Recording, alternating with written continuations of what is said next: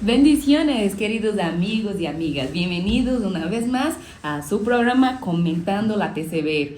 Y una de las cosas que es muy importante es que tengan la práctica de descargar el documento que disponibilizamos para todos y hacer ese comentario juntamente con nosotros. Para esto es la dinámica, que ustedes también puedan sentirse comentaristas de la Biblia, de la palabra de Dios, y hacer sus inquietudes, sus dudas, escribirnos en los comentarios también para que podamos seguir respondiendo y estudiando juntos la palabra de Dios. Doctor, bienvenido una vez más. ¿Cómo estás? Muy bien, contento, como siempre, aunque tengamos problemas. Justo eso es lo que vamos a hablar en ese contexto de Apocalipsis. Aunque tengamos, no digo persecuciones, crisis de fe, problemas existenciales, pero hay que mantener la fe viva y la esperanza en nuestro Señor resucitado. Ay, qué lindo. No, yo hoy estoy emocionada. Apocalipsis no oculto de nadie, que es mi libro preferido de la Biblia. Así que vamos a uno de los textos clásicos de la palabra de Dios, Apocalipsis capítulo 3. Y ese texto está en un contexto de una carta, doctor. Una de las cartas más bonitas, porque la mayoría de las cartas realmente palizas son a las iglesias de Asia Menor. Pero esta es una buena carta. Aunque quien nos envía ese comentario, esa pregunta y eligió este texto para que podamos comentar juntos hoy es el hermano Matías Jesús Mejía desde Chile. Él nos pide esto y creo que sus inquietudes va hacia el tema escatológico, porque muchas personas usan ese texto para saber de la gran tribulación y se hizo una escatología medio monstruosa con este texto, doctor. Así que vamos a aclarar y vamos a lo que realmente dice la palabra de Dios. Vamos a leerlo desde la TCB y luego hacer nuestros comentarios. Adelante, doctor, te doy el honor. Ya que perseveraste en mi palabra con paciencia. Y creo que podemos ir despacito. Ya. A ver, según usted, ¿qué significa perseverar en la palabra? Bueno, ¿la palabra de quién? ¿Quién está de hablando Cristo, aquí? del Evangelio. Vamos al contexto, Esterciña. Importante. Porque si no explicamos el contexto, lo podemos interpretar dentro de la teología de la tribulación. Claro. Que dicen que si la iglesia pasa o no pasa. No podemos sacar un texto fuera de contexto para un pretexto. Este es un atropello hermenéutico. Vamos al contexto. Juan, el escritor del Apocalipsis, que tradicionalmente se dice Juan, parte de la comunidad del discípulo amado. Porque él dice, yo estoy en Sí. Entonces, dejemos ahí. Escribió 7 cartas para 7 iglesias muy importantes que estaban en Asia Menor. Asia Menor era colonias grecorromanas que ahorita corresponde el país de Turquía. Y se dice que eran 7 ciudades que daban como un círculo. Y justo están las 7 iglesias ahí. Pérgamo, Esmirna. Si uno ve el mapa de las antiguas 7 iglesias, es como un pequeño círculo. Y eso era parte del famoso correo imperial. ¿De acuerdo? Entonces, tengo una pregunta sí. antes de que siga. Pero cuando hablamos que la palabra de Dios es trascendental en su contexto vital, que estamos hablando aquí ahora en este momento, importantísimo para entender el texto, pero que el 7 tiene que ver con plenitud, con perfección. Sí. Así que podemos entender también que las 7 cartas, aunque tienen iglesias muy definidas y históricas realmente que fueron destinadas, podemos entender que eso también sirve como mensaje para nosotros como iglesia hoy. Exactamente. Podemos interpretar, porque hay que entender que el Apocalipsis usa mucha simbología. Y una de las simbologías es el número. El número 7 quiere decir que es un mensaje perfecto para la iglesia perfecta, la iglesia compacta de Jesucristo. O sea, que se puede aplicar a otras iglesias del momento y las iglesias de la actualidad. Es un mensaje eterno, histórico para todas las iglesias. Pero hay un contexto particular en este momento. De acuerdo. Asia Menor sufrió la más terrible persecución con el emperador Domiciano, que fue la segunda persecución después de Nerón más brutal, Esterciña, dentro de todas las posiblemente 13 persecuciones violentas. Había unas más peores que otras, pero la de Domiciano está entre las 4 más violentas, sistematizadas por encima de Nerón. Nerón inició las persecuciones por el año 64, pero la segunda persecución fue la de Domiciano, que posiblemente es el contexto de Apocalipsis. Y Domiciano fue emperador entre los años 81 al 96, pero las persecuciones, Terciña, partió del año 80 porque Roma o Asia Menor empezó a vivir momentos terribles a nivel económico, de salud, de avalancha de los bárbaros en las fronteras de Asia Menor. Y cuando hay una crisis económica, militar, política, de salud, ¿a quién el pueblo le echa la culpa? Al gobernante. Entonces Domiciano, cuando vio que era inculpado por el pueblo de Asia Menor, que era parte del Imperio Romano, inculpó a la nueva religión. Dijo, por la nueva religión cristiana, que está invitando a todo el mundo a abandonar las antiguas leyes romanas, inició la persecución y por decreto, por edicto, dijo, de nuevo todo el imperio debe restaurar las antiguas creencias romanas, como el culto al emperador, etcétera, etcétera. Entonces ahí viene la persecución sistematizada contra el cristianismo y especialmente, las persecuciones nunca fueron universales en todo el imperio. Habían sectores donde más se aplicaban las persecuciones dependiendo del gobernador. Okay. El emperador daba un decreto, los gobernadores tenían la capacidad de ejecutar fuertemente o no, o suavizarlo. Entonces el gobernador en Asia Menor fue fuerte en aplicar las persecuciones en Asia Menor contra el cristianismo. Y aquí está el contexto. Entonces, dice Juan, hablando en nombre de Cristo, ya que perseveraste en mi palabra con paciencia. ¿Qué significa mi palabra? Era el Evangelio. Okay. El Evangelio que transforma toda la existencia humana. Pero vente un poco. Muchas gracias.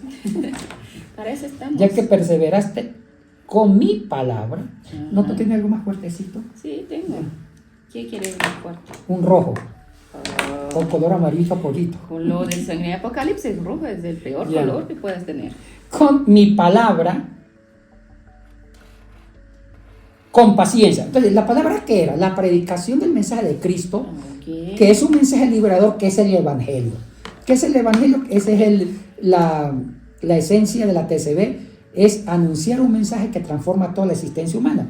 Entonces, ya que perseveraste en la vivencia del Evangelio, vivir el Evangelio es vivir un Evangelio integral, que es cuidar mi cuerpo, mi salud, mis emociones, mi espíritu, y con mi muerte ya voy a heredar una vida eterna. Con paciencia. ¿Por qué dice con paciencia? Porque cuando había persecuciones o cuando existieron las persecuciones en Asia Menor, y hablemos de Filadelfia, que es el contexto de este versículo, los perseguidos perdían la paciencia, Estercinia, porque los iban a matar, les quitaban las casas, los llevaban presos, y dígame si la paciencia no estaba cuestionada. Entonces, Jesucristo está diciendo, perseveraste, viviste mi palabra teniendo paciencia y aguantando el sacudón. Y mire, viene la reciprocidad, viene un premio.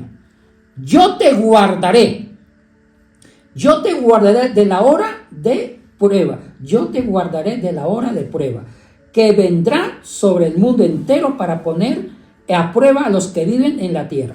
Ahora, ¿qué es? Sí. Aquí nos detenemos un poco. Por eso es que le preguntaba sobre las 7 iglesias, cómo aplicamos esto hoy, porque la duda principalmente de nuestro telespectador aquí que nos pide el texto es, ¿por qué la prueba viene para el mundo entero si el libro era en Asia Menor?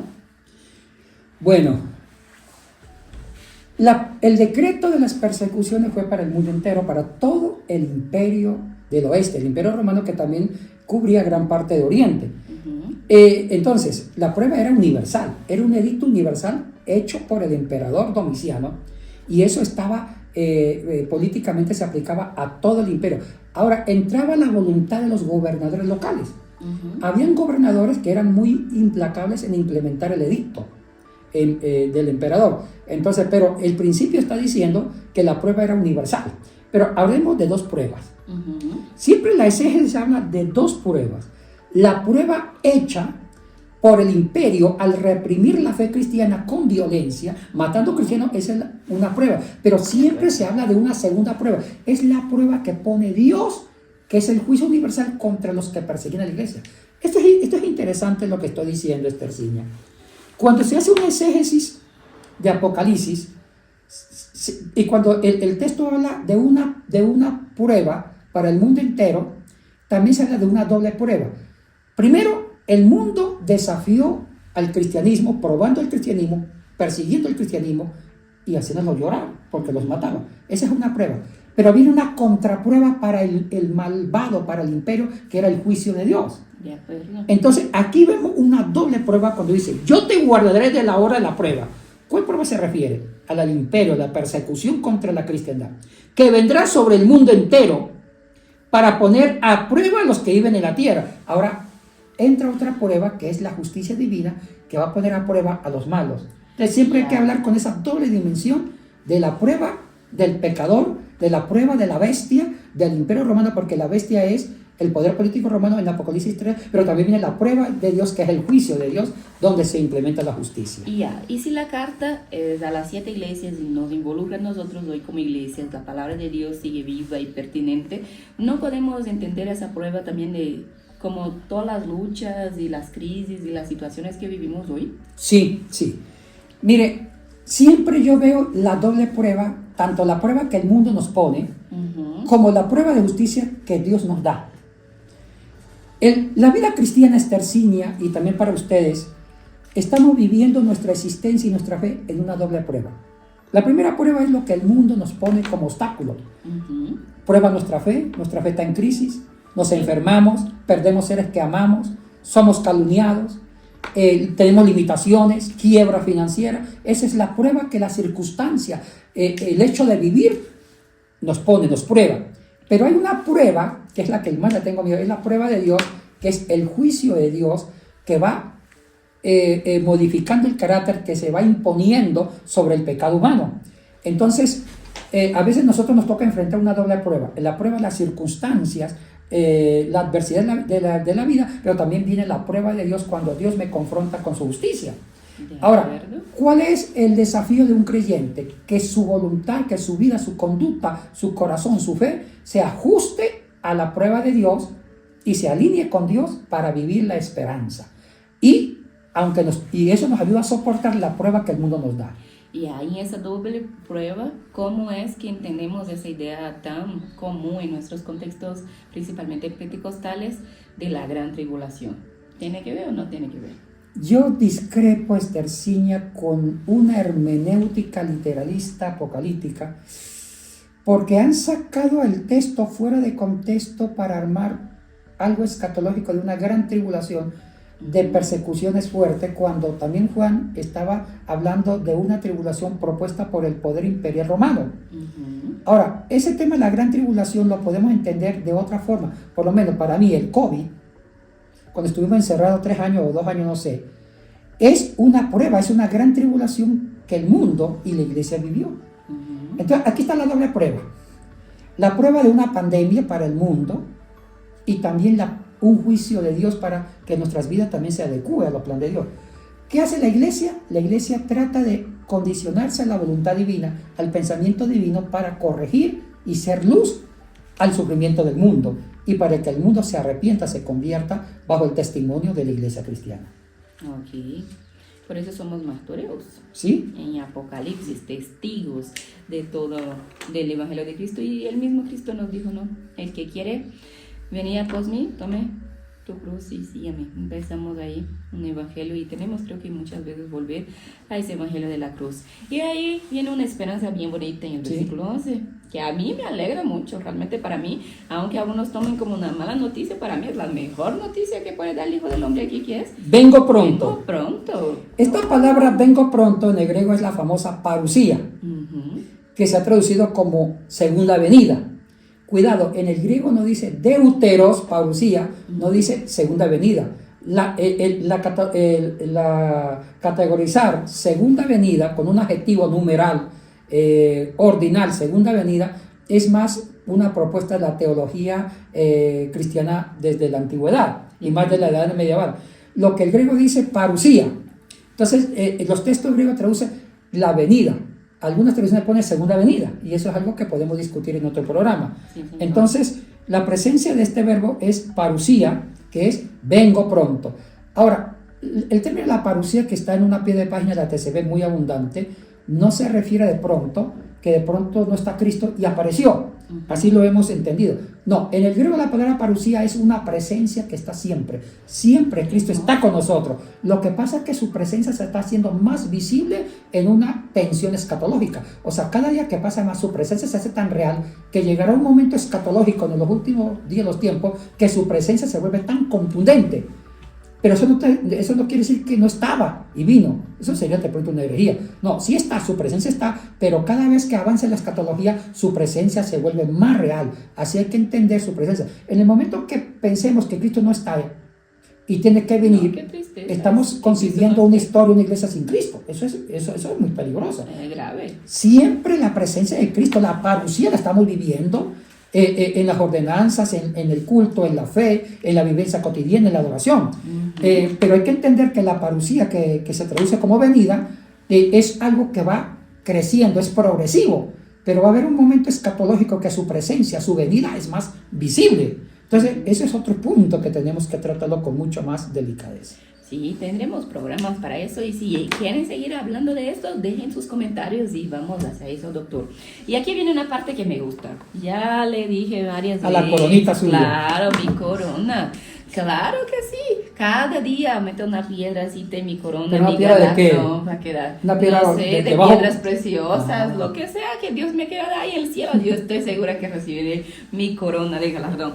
Así que termina el texto de la manera que me encanta. Guarda lo que tienes para que nadie robe tu corona, doctor. Así que usted cuide su corona porque nadie va a robar la mía. Esto es un hecho. Así que estamos felices, doctor, por... ¿Y qué significa guarda lo que tiene? La fe, la palabra. Entonces cuando dice guarda lo que tiene, se refiere la palabra que fundamenta la fe. Eso se refiere. Entonces, si uno guarda la fe, viviendo el evangelio, viviendo la palabra, tenemos. La corona es el símbolo de la salvación. Déjala tranquila, mi corona. Usted no me va a quitar nadie. Aquí dice para que nadie robe tu corona. Así que, doctor, con todo respeto, usted no me va a quitar no le quitamos su corona. Así que estamos listos para completar un texto más. Y como mencionamos, dejen todos sus comentarios, dudas en toda esa conversación.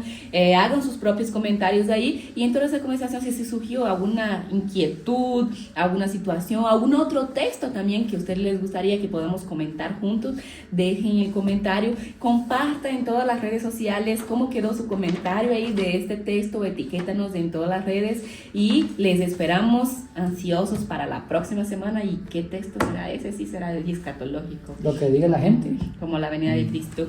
Aún no sabemos ni cuál es el texto que viene, pero de acuerdo a las peticiones, claro que sí. Gracias, doctor.